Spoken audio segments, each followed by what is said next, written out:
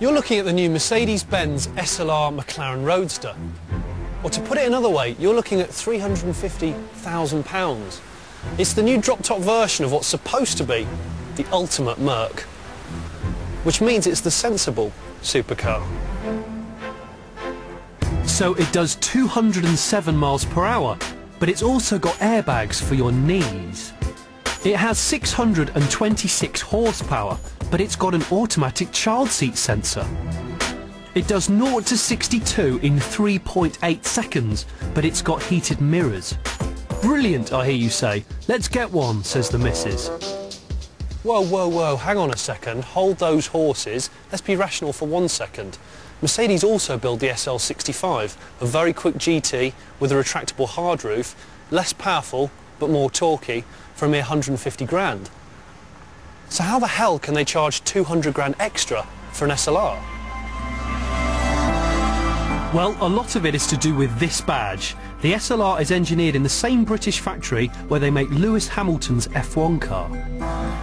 And not just any factory, a factory constantly kept at positive pressure so that if someone opens a door, no dust will blow in.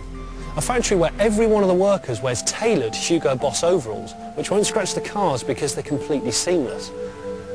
Saucy.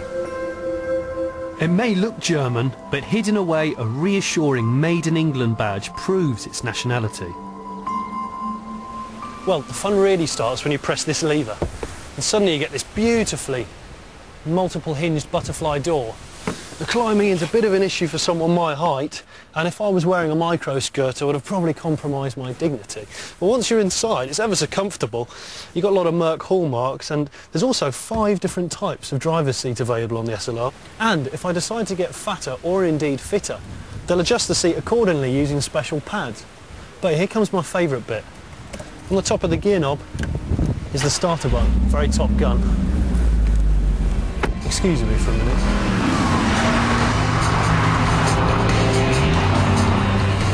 One thing that is knocking my confidence with the SLI is my lack of perimeter vision. I don't feel like I have any idea where the front of the car is, nor the back, to be honest, and it is, make no mistake, it's a very wide, very long car, especially when you go down B roads. And you have to be extremely confident about where you're going before you stick that foot on the mat, because it is mighty quick. The Merc also goes slowly, and having wheeled the beast through traffic, I do have some sympathy with Paris Hilton, who was pulled over in her SLR for what the police describe as driving erratically.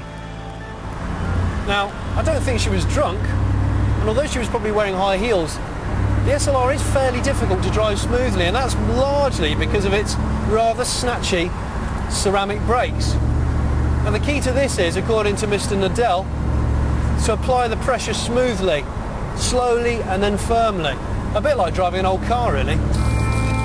Also like an old car is the hood mechanism, which requires manual labour. Frankly, for 350 grand, I'd want a manservant to do that for me. But the order book remains swollen, and it's not hard to see why. The Roadster uses the same 5.5 supercharged V8 as the original coupe, and it's just as quick. In fact, they're halting coupe production, and they won't start again unless there's sufficient demand. But, let's be honest, why would you buy something with the roof on when you could hear this so easily? My gosh, that is a soundtrack. Deary me. Side exit exhausts sound great, but getting rid of 900-degree heat with such short pipes is an issue.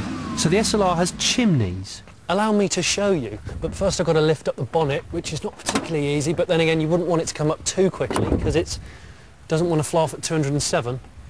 And a really lightweight bonnet, of course carbon fibre. But look, here you go, I wasn't lying. We've got 2 huge exhaust silencers under here with chimneys in the middle that come up and dissipate all that heat up through these massive gills in the bonnet. It's almost like an old-fashioned fireplace with a hearth and a breast. Maybe a couple of horse brasses on there. Maybe. The point is that the SLR has been engineered to the nth degree to make it as easy as possible to use every day. It's a unique proposition. This is the supercar for people who are fed up with supercars. You can take it into town, sit in city traffic, it won't overheat, it won't spew oil everywhere. You can do a 3-pointed turn, it's not an issue. But The SLR is about as hot rod as it gets. Despite it being German, listen to this. This is just V8. It's just hot rod. It's pure muscle.